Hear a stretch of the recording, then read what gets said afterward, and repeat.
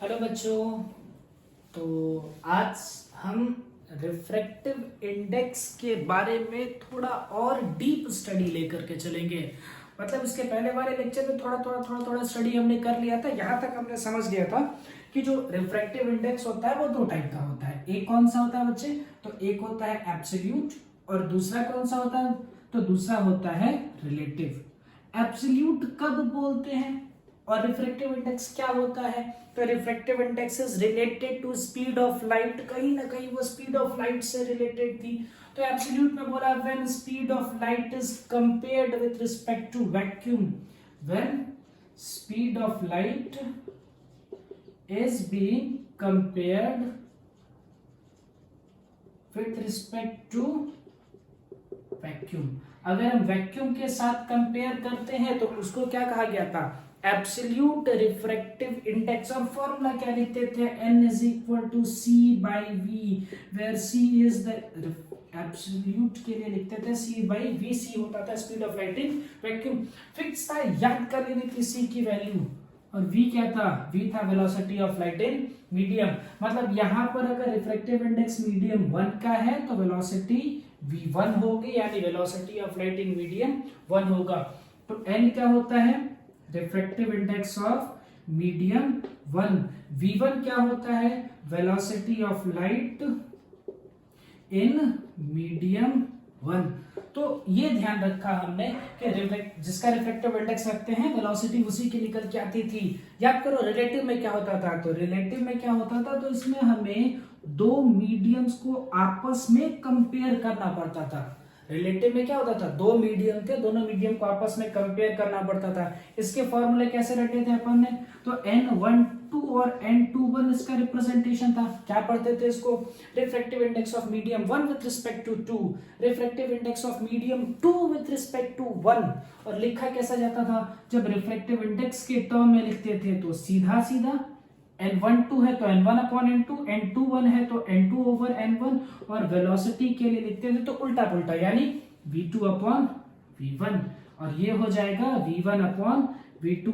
तो n1 n2 क्या होते थे? ये सारे क्या होते थे बच्चे? तो ये होता था एब्सोल्यूट रिफ्रैक्टिव इंडेक्स, ठीक है। और ये क्या होते थे बच्चे? तो ये होते थे relative refractive index.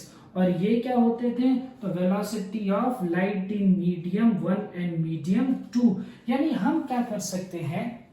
Absolute relative index को हम क्या कर सकते हैं? सॉरी, एब्सोल्यूट रिफ्रैक्टिव इंडेक्स को रिलेटिव रिफ्रैक्टिव इंडेक्स से आपस में लिंक कर सकते हैं, साथ साथ वेलोसिटीज को भी आपस में रिलेट किया जा सकता है। तो आज के सेशन में हम क्या करेंगे? थोड़ा इसका फिजिकल मीनिंग समझने की कोशिश करेंगे, इस पर थोड़े थोड़े न्यूमेरिकल सॉल्व करेंगे और इस कॉन्सेप्ट को और डीप में लेकर के जाने की हम कोशिश करेंगे कि इसमें और अच्छे अच्छे क्वेश्चंस कैसे बनाए जा सकते हैं। साथ में आज हम लॉ ऑफ रिफ्लेक्शन को कवर कर लेंगे। थोड़ा बहुत ट्रिग्नोमेट्री की जरूरत पड़ेगी। अगर ट्रिग्नोमेट्री बेसिक्स पढ़ लिया तो अच्छी बात है, नहीं पढ़ा है तो कोई बात नहीं, तो भी समझ जाएंगे हम। यहाँ पर देखो करना क्या है आज के लेक्चर में, कुछ छोटे छोटे क्वेश्चंस उठाने हैं। तो पहले तो एब्सोल्यूट का एक बढ़िया क्वेश्चन आता है, ठीक है। आपके एनसीईआरटी में भी इंडेक्स का क्वेश्चन है, आई थिंक क्वेश्चन नंबर 2 या 3 होगा, 2 होगा आई थिंक मे बी। उसमें ऐसा है क्वेश्चन कि if refractive index of diamond is 2.42, what is the meaning of this statement? What is the meaning of this statement? कि अगर डायमंड का रिफ्रैक्टिव इंडेक्स 2.42 है, if refractive index of diamond is 2.42, what is the meaning of this statement? Statement का meaning क्या है? तो इसको देखो लिखते कैसे हैं, ध्यान से सुनो। मैंने लिखा है refractive index of diamond is 2.42। क्या लिखा है? Refractive index of diamond is 2.42। क्या डायमंड को किसी दूसरे मीडियम के साथ कंपेयर कर रहे हैं? तो नहीं। क्या डायमंड के लिए ये जो वैल्यू लिखी गई है 2.42 क्या एब्सोल्यूट रिफ्रैक्टिव इंडेक्स है? तो जी हाँ, एब्सोल्यूट रिफ्रैक्टिव इंडेक्स है, सिर्फ डायमंड है, दूसरा वाला कोई भी मीडियम नहीं है। तो ये हम बात कर रहे हैं एब्सोल्यूट रिफ्रैक्टिव इंडेक्स की। ठीक है, ओके। तो फॉर्मूला तो एब्सोल्यूट रिफ्रैक्टिव इंडेक्स का चिपकाना पड़ेगा, तो लगाओ फॉर्मूला रिफ्रैक्टिव इंडेक्स के लिए, n is equal to c by v, where c is known as the speed of light in vacuum. ठीक, v क्या है? Velocity of light. किसकी? जिसका रिफ्रैक्टिव इंडेक्स रखोगे। यहां रिफ्रैक्टिव इंडेक्स किसका रखने वाले हैं? डायमंड का। तो यहां रिफ्रैक्टिव इंडेक्स रखने वाले हैं डायमंड का, तो एन डी लिखता हूं।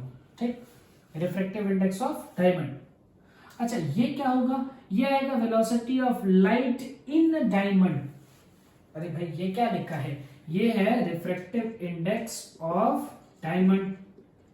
ठीक है, तो ये क्या है? ये है velocity of light in diamond. तो ध्यान रहा हमें कि ये रिफ्रैक्टिव इंडेक्स जिस मीडियम का होगा उसी मीडियम में लाइट की स्पीड निकल के आ जाएगी। यार, रिफ्रैक्टिव इंडेक्स ऑफ डायमंड की वैल्यू कितनी है? 2.42। 2.42 is equal to C divided by V D. यहां से लिख सकते हैं V D is equal to C divided by 2.42। मतलब मीनिंग क्या लिखना है? वी डी क्या है? Velocity of light in diamond. देखो, इसी स्टेटमेंट को आपको बस वर्ड्स में लिख लेना है। वीडी क्या है? तो वीडी है speed of light in diamond is. V D के लिए इतना सारा लिख डाला, इक्वल के साइन के लिए हमने लिखा इज 2.42 टाइम्स। भाई, इसको ऐसे लिख सकते हो ना, Vd इज इक्वल टू लिख सकते हो 1/2.42 मल्टीप्लाइड बाई c। तो देखो क्या लिख रहा हूं मैं, speed of light in diamond, speed of light in diamond is 2.42 times. Multiply का है इसलिए वर्ड यूज कर रहे हैं अपन टाइम्स। अब देखो, डिवाइड किया गया है ना, तो एक वर्ड यूज कर रहा हूं लेस देन, क्योंकि डिवाइड करने से वैल्यू तो घट जाती है। क्या लिखा मैंने? Speed of light in diamond is 2.42 times less then, इसलिए लिख रहा हूं क्योंकि यहां डिवाइड का साइन है। तो किससे? तो speed of light in vacuum से। Speed of light in vacuum क्या लिखा गया? देखो तो, देखो फटाफट स्टेटमेंट देख करके लिख दो। Vd इज इक्वल टू क्या था? c divided by 2.42। तो इसको कैसे लिखा? 1 divided by 2.42 multiplied by c। इसको ऐसे तो लिख ही सकते हैं, तो इंग्लिश में इसको बस लिख दे रहा है, वर्ड्स में लिखो। Velocity of light in diamond is 2.42 times less than the speed of light in vacuum. तो ये इसकी मीनिंग होती है कि अगर मैं रिफ्रैक्टिव इंडेक्स किसी मीडियम का लिखता हूं, तो रिफ्रैक्टिव इंडेक्स हमें वो बताता है कि लाइट की स्पीड उस मीडियम में कितने टाइम्स कम हो गई है। जैसे मान लो मैं लिखूं कि रिफ्रैक्टिव इंडेक्स ग्लास का होता है 1.5। ठीक, इसका मतलब क्या है? Speed of light in glass is 1.5 times less than the speed of light in vacuum. Vacuum के कंपेयर में ग्लास के अंदर स्पीड ऑफ लाइट 1.5 टाइम्स कम हो गई है, क्योंकि ग्लास तो डेंसर है ना। वैक्यूम क्या है? सबसे रेयर मीडियम है, कुछ भी नहीं है वहां पर, एकदम रेयर मीडियम है। तो उसके कंपेयर में किसी में भी देखोगे तो सब में स्पीड ऑफ लाइट तो कम ही आएगी। तो अगर मैं लिख रहा हूं speed of light in diamond, ये तो क्या लिखा? Speed of light in diamond is 2.42 times less than the speed of light in vacuum. Simple सी चीज है, लिख डाला हमने। ठीक है, चलो, इसका ये फिजिकल मीनिंग तो हमें समझ में आ गया कि रिफ्रैक्टिव इंडेक्स बताता है कि स्पीड ऑफ लाइट किसी भी मीडियम में कितने टाइम्स कम हो जाती है। ठीक, चलो एक और देखते हैं, छोटा सा क्वेश्चन। मान लो मैं आपसे छोटा सा क्वेश्चन पूछूं, छोटा सा क्वेश्चन, क्या कहूं?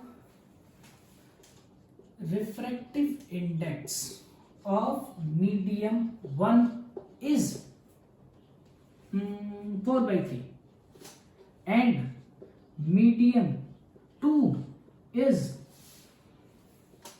3/2. Find refractive index of medium 1 with respect to medium 2. ध्यान से सुनो, क्वेश्चन क्या है? क्वेश्चन है refractive index of medium 1 is 4/3 and medium 2 is 3/2. Find refractive index of medium with respect to medium 2. मैं जब सोल्यूशन लिख रहा हूं, देखो क्वेश्चन पढ़ के फटाफट कैसे सोल्यूशन लिखा जाता है. Refractive index of medium 1 is 4/3.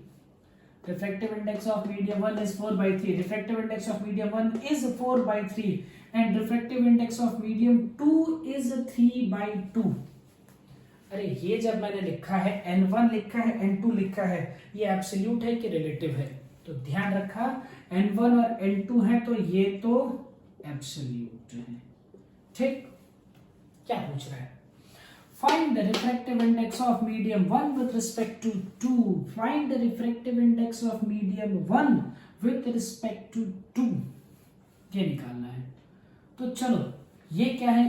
तो ये है रिलेटिव रिफ्रैक्टिव इंडेक्स. चलो फॉर्मूला जरा लिख करके देखते हैं. क्या फॉर्मूला है? n12 इज इक्वल टू क्या है? n1 divided by n2. और अगर रिफ्रैक्टिव इंडेक्स के टर्म में लिखा तो सीधा सीधा, वेलोसिटी के टर्म में लिखेंगे तो उल्टा पुल्टा v2 डिवाइडेड बाय v1. अपने को वेलोसिटी स्पीड ऑफ लाइट कुछ पूछी नहीं है तो इसको लिखने की कोई जरूरत भी नहीं है. n12 निकालना है.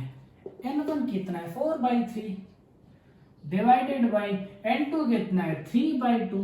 So simple. क्या आंसर आ जाएगा? 8/9. क्या है इसमें? कुछ है? एकदम इजी क्वेश्चन. ठीक है. अब इसमें वेरिएशंस क्या आ सकते हैं?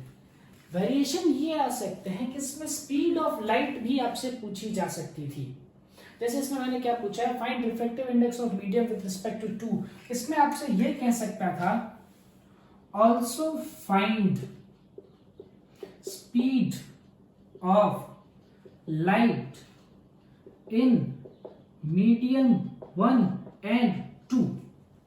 आपसे पूछा जा सकता था also find speed of light in medium 1 and 2. यानी आपको मीडियम 1 में स्पीड ऑफ लाइट कितनी होगी और मीडियम 2 में स्पीड ऑफ लाइट कितनी होगी, v1 v2 निकालना है. तो चलो जरा चेक करते हैं कौन से फॉर्मूले से निकालना चाहिए. देखो तो जरा यहां पर एब्सोल्यूट है तो n1 इज इक्वल टू क्या हो जाएगा? c/v1. बड़े काम की चीज आ गई यार. c की वैल्यू तो मुझे पता है 3 × 10⁸. क्या v1 यहां से निकाल सकते हैं क्या? n1 की वैल्यू कितनी है? 4/3 इज इक्वल टू, n1 की वैल्यू ये हो गई और इसकी वैल्यू डाल दो. ये कितनी है? 3 × 10⁸ डिवाइडेड बाई v1. अरे ये तो किया भाई. n1 की वैल्यू क्या डाल दी? 4/3. c की वैल्यू मुझे पता थी 3 × 10⁸ और यहां पर क्या है? v1. तो v1 क्या निकल के आ जाएगा? 9/4 × 10⁸ मीटर पर सेकेंड. अच्छा ऐसे ही सोचो तो n2 इज इक्वल टू क्या हो जाएगा? c/v2 होगा क्या? और n2 की वैल्यू कितनी है? 3/2. c की वैल्यू कितनी है? 3 × 10⁸ और ये v2. तो v2 इज इक्वल टू क्या हो जाएगा? तो 2 × 10⁸ मीटर पर सेकेंड हो जाएगा. यानी अगर मुझे v1 v2 कभी निकालना पड़े, तो कहां से निकालोगे? ये एब्सोल्यूट रिफ्रैक्टिव इंडेक्स से निकालेंगे. ये कहां से निकालेंगे? एब्सोल्यूट रिफ्रैक्टिव इंडेक्स से. n12 निकालना हो तो रिलेटिव रिफ्रैक्टिव इंडेक्स है. फॉर्मूला अपने को पता है. n12 इज इक्वल टू सीधा सीधा n1/n2 और वेलोसिटी के टर्म में उल्टा पुल्टा यानी कि v2 डिवाइडेड बाई v1. ठीक. ओके. अब एक और क्वेश्चन पे आते हैं. चलो एक क्वेश्चन और देख सकते हो. थोड़ा सा इसमें ऐसे चेंजेस करता हूं हल्का फुल्का. एक क्वेश्चन ऐसे पूछ सकते हैं कि मान लो, क्वेश्चन ऐसा चिपका रहा है आपसे, refractive index of medium 1 with respect to medium 2 is 4/9. क्या है? Refractive index of medium 1 with respect to medium 2 is 4/9. If refractive index of medium 2 is 3/2, find refractive index of medium, यही तो निकालना है। क्या निकालना है देखो तो जरा, refractive index of medium 1 with respect to medium 2 is 4/9, refractive index of medium 2 is 3/2, find the refractive index of medium 1। जो दिया है उसके अकॉर्डिंग फटाफट लिख रहा हूं, देखो कैसे। refractive index of medium 1 with respect to medium 2 is 4/9, the refractive index of medium 2 is 3/2, find the refractive index of medium 1। यही तो क्वेश्चन है। अब क्या लिख सकते हो, ये क्या है, रिलेटिव रिफ्रैक्टिव इंडेक्स, तो n12 का फॉर्मूला क्या होता है, सीधा सीधा n1 डिवाइडेड बाय n2। ठीक, ये है 4/9 और n1 तुझे निकालना है, n2 की वैल्यू है 3/2, तो 3 यहाँ पर, 2 तो ऊपर चला जाएगा। ठीक, तो ये 2 से 2 कट, ये 4 और ये 3, तो n1 की वैल्यू कितनी हो जाएगी, 2/3। ठीक है, जो भी आ गया। ठीक है, समझ में आ गई बात। ऐसे क्वेश्चंस आपसे पूछे जा सकते हैं, उल्टा पुल्टा घुमाया जा सकता है, कोई बहुत बड़ा काम इसके अंदर नहीं है। ठीक है, चलिए इसे नोट कीजिए। ठीक है, ये तो नोट हो क्या होगा, तो दूं। देखो, कभी ऐसे भी चीजें आ सकती हैं, कुछ कुछ बुक्स में एक बढ़िया क्वेश्चन दिया होता है, एक्चुअल में वो होता है मल्टीप्लिकेशन ऑफ रिफ्रैक्टिव इंडेक्स। जैसे उसमें क्या बोला जाता है, टॉपिक हम लिखते हैं उसके लिए multiplication of relative refractive index. Refractive index को अगर आपस में मल्टीप्लाई किया जाए तो क्या जैसे रिजल्ट्स निकाले जा सकते हैं, क्या मिल सकता है। तो देखो क्वेश्चन कैसे होता है, पहले क्वेश्चंस को समझ लो, फिर आप इस टॉपिक को आराम से समझ पाओगे। क्वेश्चन क्या होता है बच्चा, सपोज करो 3 मीडियम है, सपोज करो ऐसे ये रहे 3 मीडियम, इसको मान लो मीडियम नंबर 1, इसको मान लो मीडियम नंबर 2, इसको मान लीजिए मीडियम नंबर 3। ये हो गया medium number 1, medium number 2, medium number 3। आपसे कहा जाएगा कि refractive index of medium 1 with respect to 2 is equal to, suppose कर लो 4/9। refractive index of medium 1 with respect to 2 is 4/9। और आपसे कहा जाएगा refractive index of medium 2 with respect to 3 is, suppose करो 2/3। मान लो ये पूछा जाए, आपसे कहा जाए find refractive index of medium 1 with respect to 3। देखो 1 का 2 के साथ रिलेशन दिया है, 2 का 3 के साथ रिलेशन दिया है, 1 का 3 के साथ आपसे पूछ रहा है। n12 दिया है 4/3, n2 दिया है 2/3 और n13 आपसे पूछा जा रहा है कि n13 निकाल करके, तो मुझे नहीं पता कैसे निकलेगा, बस निकल जाना चाहिए। तो कैसे निकलेगा देखिए, हाँ इसके लिए यूज किया जाता है मल्टीप्लिकेशन ऑफ रिफ्रैक्टिव इंडेक्स। एक छोटी सी कॉन्सेप्ट को आपको सिखाता हूं, जरा देखो ध्यान से सुनो। n13 निकालना है ना, n13 का मतलब क्या होता है, n1 डिवाइडेड बाई n3। ठीक, क्या दिया गया है, n12 दिया गया है, n23 दिया गया है। n12 का मतलब क्या है बच्चे, n1 डिवाइडेड बाई n2 की वैल्यू दी गई है। n23 का मतलब क्या है, तो n2 डिवाइडेड बाई n3 की वैल्यू दी गई है। जरा सोच के देखो, यहां पर सुनो, 1 को 2 से रिलेट किया है, 2 को 3 से रिलेट किया है। तो एक काम करते हैं, 1 का 3 से पूछ रहा है ना, इसमें n2 से ऊपर नीचे मल्टीप्लाई करो। बताता हूं n2 से ऊपर नीचे मल्टीप्लाई करने का फायदा क्या होगा। जैसे यहां से अगर कर दिया जाए तो ये हो जाएगा n1 डिवाइडेड बाई n2 कर दो, multiplied by n2 divided by n3 कर दो, कोई फर्क तो नहीं पड़ेगा। देखो ये नीचे वाले को पलट दिया, इसको इधर कर दिया, इसको इधर कर दिया, कोई फर्क तो पड़ेगा नहीं। इसका फायदा एक हुआ, देखो क्या हो रहा था, 1 का 2 के साथ रिलेशन दिया था, 2 का 3 के साथ रिलेशन दिया था, 1 का 3 के साथ पूछ रहा था। 1 का 2 के साथ रिलेशन दिया था, 2 का 3 के साथ रिलेशन दिया था और 1 का 3 के साथ पूछ रहा था। तो हमने देखा कि 1 को 3 के साथ रिलेट करना है तो पहले कहीं ना कहीं 2 को क्रिएट करना पड़ेगा। तो मैंने n2 को ऊपर नीचे मल्टीप्लाई कर दिया ताकि refractive index of medium 2 create हो सके। ध्यान से देखना ये क्या है, n1 by n2, n1 by n2 दिया गया है n12, ये है n12 मल्टीप्लाइड बाई n23 क्या है, n23 की वैल्यू दी गई है n2, यहां से मिला ना n13।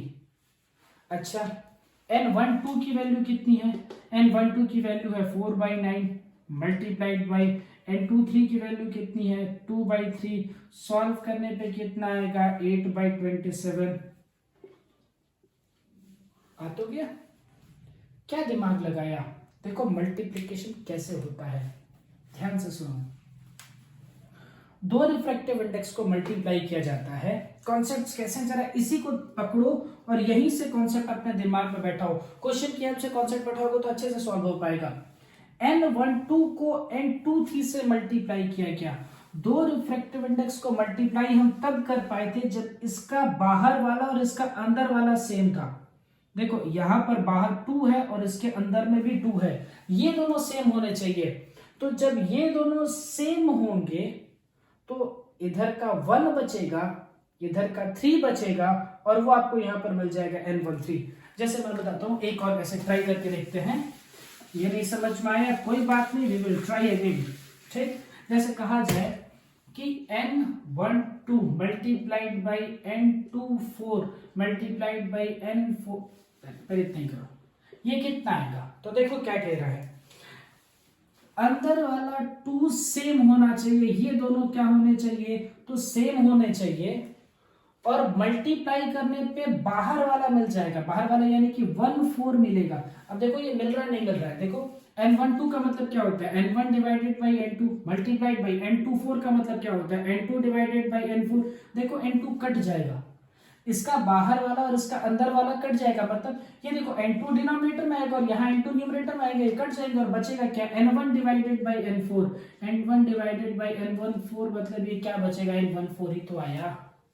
ठीक, ऐसे ही देखो, चलो ऐसे करके देखो, NAB multiplied by NBC multiplied by NCA, इसकी वैल्यू मैं पूछूं कितनी होगी, तो देखो क्या होगा, ये अंदर बाहर कट जाएंगे, CC कट जाएंगे, क्या बचेगा, यहां से सॉल्व करने पे क्या आना चाहिए N, इधर का A इधर का भी A।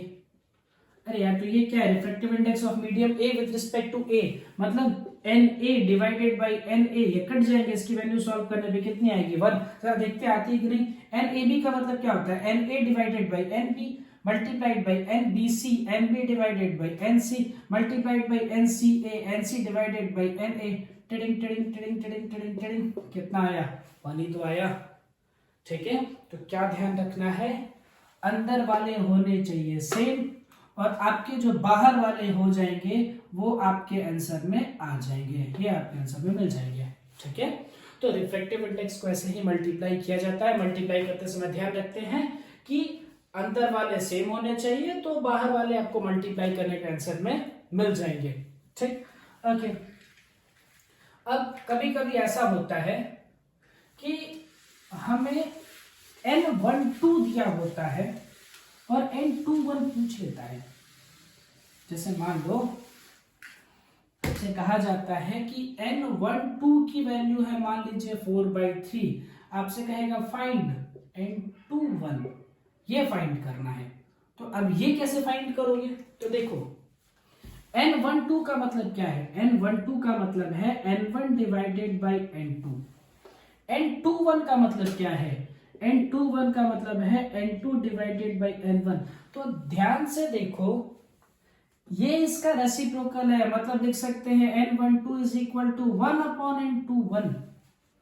अरे इसको n12 वाले को रेसिप्रोकल करो, इसको पलट दो, तो ये हो जाएगा 1/n12। रेसिप्रोकल करोगे तो ये कितना हो जाएगा n2 डिवाइडेड बाई n1, और n2 डिवाइडेड बाई n1 मतलब क्या हो जाएगा n12 ही तो हो जाएगा। तो यहां से तो मैं लिख ही सकता हूं n2 divided by 1 is equal to 1/n12 है क्या। ठीक है, इसके लिए हम कह सकते हैं मतलब एक n12 दिया गया है, n21 निकालना है तो डायरेक्ट रेसिप्रोकल कर दो, आपको आंसर मिल जाएगा। अब जैसे इन्हीं दोनों कॉन्सेप्ट से मिक्स करके क्वेश्चन सोचते हैं। क्वेश्चन क्या सोच सकते हो, देखो आपसे क्वेश्चन पूछ सकता हूं मैं कि n12 की वैल्यू है सपोज करो, ठीक है 4/3 थी ना, 4/3, एंड 32 की वैल्यू थी कुछ 3/2, फाइंड n31।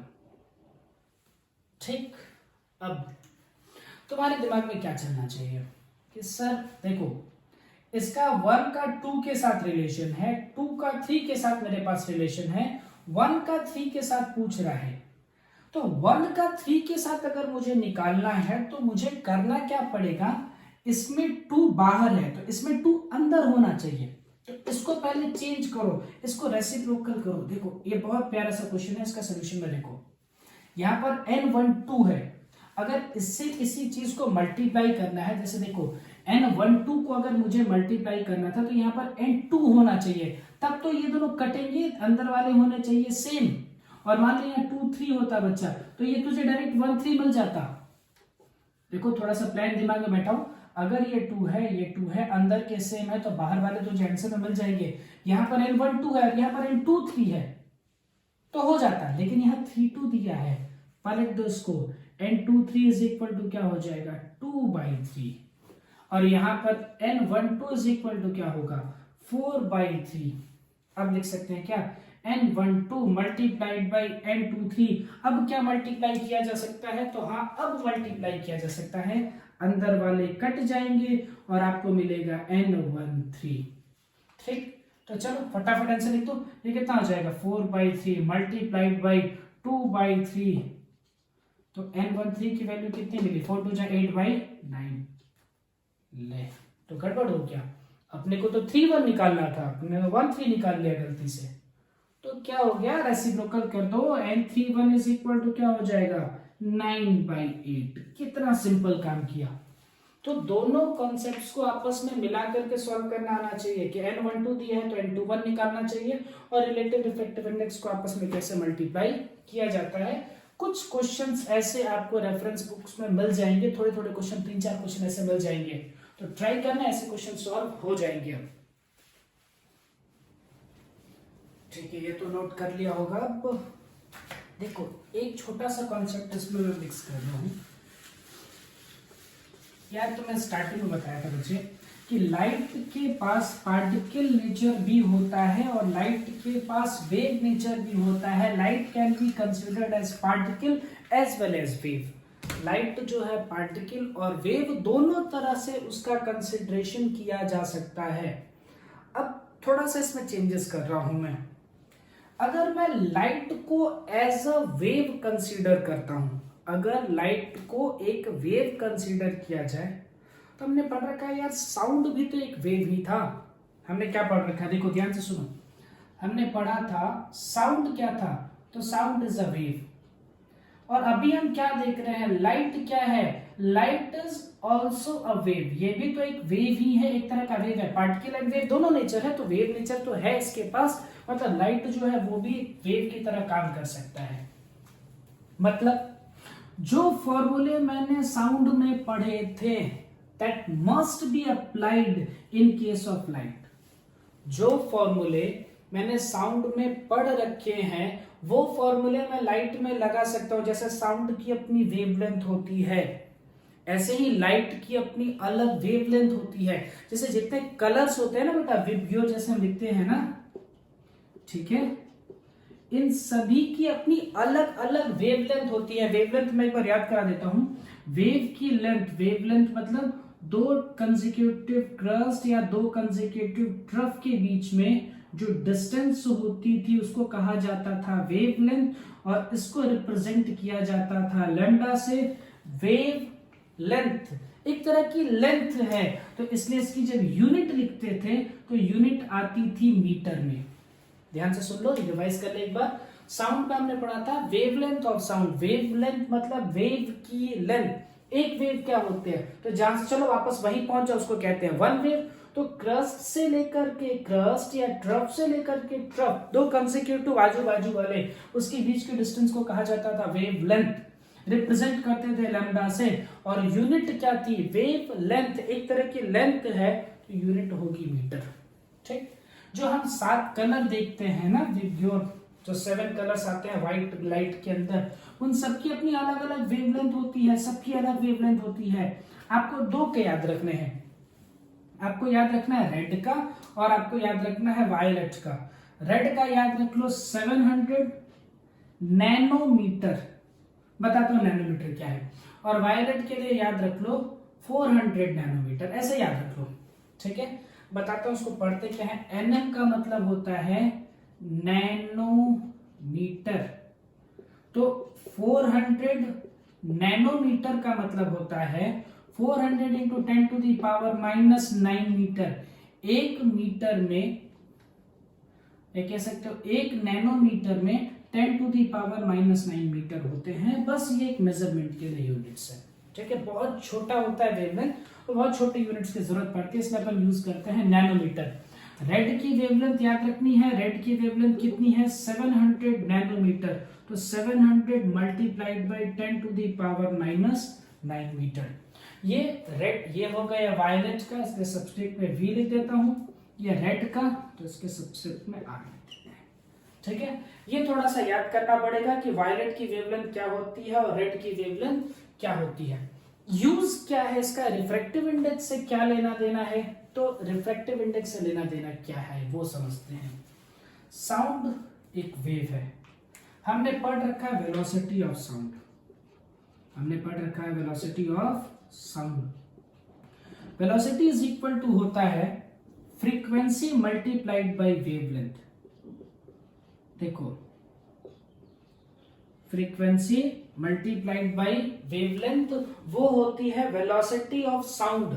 अगर वेलोसिटी ऑफ साउंड लिख रहा हूं, sound is a wave, light is also a wave, means ये फॉर्मूला लाइट के लिए भी एप्लीकेबल होना चाहिए।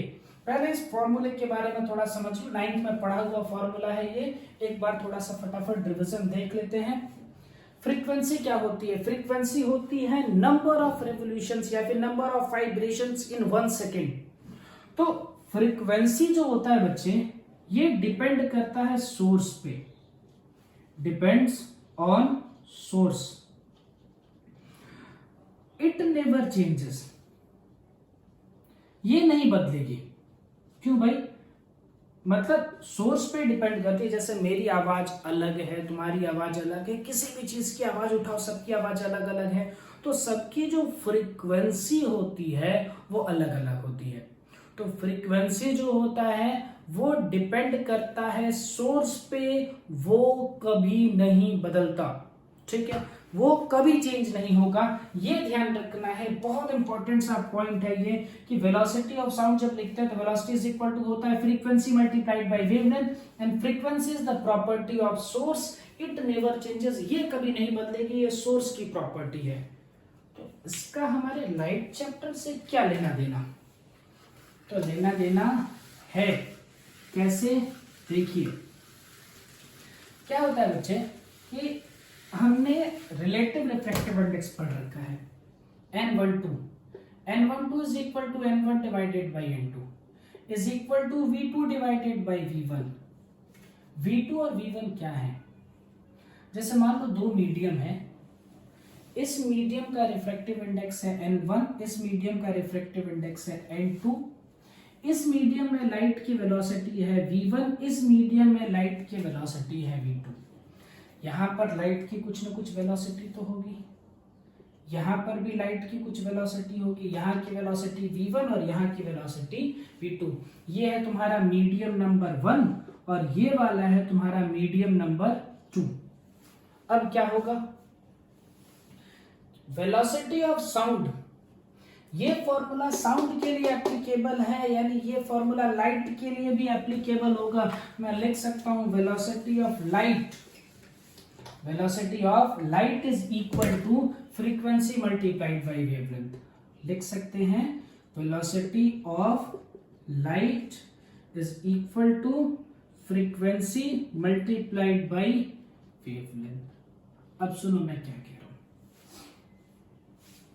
वेलोसिटी लिख सकता हूं फ्रीक्वेंसी मल्टीप्लाइड बाय वेवलेंथ, यहां वेलोसिटी लिख सकता हूं फ्रीक्वेंसी मल्टीप्लाइड बाय वेवलेंथ। क्या दोनों वेलोसिटीज अलग अलग हैं? तो बिल्कुल अलग अलग हैं। क्या दोनों की फ्रीक्वेंसी सेम है? नहीं, frequency depends on source, it never changes. एक मीडियम से दूसरे मीडियम पे आने पे फ्रीक्वेंसी नहीं बदलती। अगर यहाँ की फ्रीक्वेंसी f1 है तो यहाँ पर भी फ्रीक्वेंसी f1 ही रहेगी, फ्रीक्वेंसी नहीं बदलेगी। तो बदल क्या रहा होगा? तो बदल रहा होगा वेवलेंथ। यहाँ पर वेवलेंथ 2 का और यहाँ वेवलेंथ 1 का। तो यहाँ पर हम वेवलेंथ 1 का कंसीडर करेंगे और यहाँ पर वेवलेंथ मीडियम 2 का कंसीडर करेंगे। फ्रीक्वेंसी तो कट जाएगी, क्या बचेगा? λ2 डिवाइडेड बाई λ1। देखो इंपॉर्टेंस एक बार और समझने की कोशिश करते हैं। लाइट एक पार्टिकल नेचर को भी शो करती है, एक वेव नेचर को भी शो करती है, ठीक। तो अगर लाइट वेव नेचर को शो कर रही है तो जो फॉर्मूला मैंने साउंड में पढ़ रखा है, that formula must be applicable in condition of light, वो लाइट में भी अप्लाई होना चाहिए। तो मैंने साउंड में पढ़ रखा है velocity of sound is equal to frequency multiplied by wavelength, तो वो लाइट में भी वैलिड है। Velocity of light is equal to frequency multiplied by wavelength. Frequency depend करती है सोर्स पे, जहां से साउंड निकल रही है, जहां से लाइट निकल रही है, उस पर डिपेंड करती है, ये नहीं बदलती। अगर ये नहीं बदल रही, अब मैंने लिखा है n12 इज इक्वल टू सीधा सीधा n1 upon n2 is equal to velocity v2 upon v1 उल्टा पुल्टा, तो वेलोसिटी इज इक्वल टू लिखा है frequency into wavelength, frequency into wavelength. Frequency नहीं बदल गई। यहाँ पर भी अगर हमने फ्रीक्वेंसी f कंसीडर किया तो इसमें भी फ्रीक्वेंसी f कंसीडर किया है, फ्रीक्वेंसी तो कट जाएगी। तो बदल क्या रहा है? तो दोनों में वेवलेंथ अलग अलग होगी, इसकी वेवलेंथ कुछ और होगी और इस मीडियम में वेवलेंथ की वैल्यू कुछ और होगी। तो कभी कभी आपसे वेवलेंथ के टर्म्स भी पूछे जा सकते हैं। जैसे क्वेश्चंस में क्या बना सकता हूं कि मान लो, अब ऊपर वाला फॉर्मूला बस मैं छोड़ रहा हूं, क्वेश्चन देखो कैसे हो सकते हैं वेवलेंथ के बेसिस पे क्या क्वेश्चन आ सकता है। तो एक क्वेश्चन ऐसा पूछ सकता है कि सपोज करो एक मीडियम है, यहां का रिफ्रैक्टिव इंडेक्स n1 की वैल्यू है 4/3, ठीक है, और इसकी वैल्यू है n2 की वैल्यू है कुछ 8/5 मान, ठीक है, ओके। यहां से लाइट आ रही है, ठीक है। इस लाइट की जो वेवलेंथ है वो वेवलेंथ है मान लो 450 इंटू 10⁻⁹ मीटर। कह रहा है कि बताओ जब ये दूसरे वाले मीडियम में जाएगी तो इसकी वेवलेंथ क्या हो जाएगी, ठीक। मान लो ये क्वेश्चन ऐसे पूछा गया है, इसका सॉल्यूशन देखते हैं। हालांकि ये पूछे जाने के चांसेस थोड़े कम होते हैं, बट बुक्स में जो आपके रेफरेंस बुक्स होते हैं उसमें ऐसे कुछ क्वेश्चंस होते हैं। तो आप इस वीडियो को देखने के बाद एटलीस्ट हर टाइप के क्वेश्चंस आपके दिमाग से एक बार सामने से एक बार जाएंगे कि लगभग हर टाइप के क्वेश्चंस आप सॉल्व कर पाए, कॉन्सेप्ट्स कुछ नहीं छोड़े जाएंगे। देखो n12 कोई लेना देना नहीं, v2 अपॉन v1 अपने को कोई मतलब नहीं। अपने को मतलब किससे है कि कुछ भी करके n1 n2 दिया हो, λ1 और λ2 निकालना हो, तो n1 n2 दिया हो और λ1 λ2 निकालना हो, तो खाली इन दोनों को आपस में रिलेट करो, यानी n1 divided by n2 is equal to λ2 divided by λ1। n1 की वैल्यू कितनी 4/3 डिवाइडेड बाई 8/5 यानी multiplied by 5/8 is equal to λ2 अपने को निकालना है और λ1 कितना दिया है, तो 450 मल्टीप्लाइड बाई 10⁻⁹ काटो पीटो, ये हो जाएगा 2, ये हो जाएगा 5 डिवाइडेड बाई 6, तो यहां से मिलेगा मुझे λ2 is equal to 450 multiplied by 10⁻⁹, ये उधर जाएगा, ऊपर 5 रहेगा नीचे 6, 5/6। यहां से आपको λ2 की वैल्यू मिल जाएगी, ठीक है। तो चलो हमने रिफ्रैक्टिव इंडेक्स से रिलेटेड छोटे छोटे न्यूमेरिकल्स और हर एक तरह का वेरिएशन देख लिया है। अगले टर्न से हम लेंस को स्टार्ट करेंगे। तो लेंस क्या होती है, उसके डेफिनेशन और किस कुछ कुछ कुछ कुछ उसकी चीजें भी, ठीक है। तो आज के लिए हम इतना रहने देते हैं। Thank you.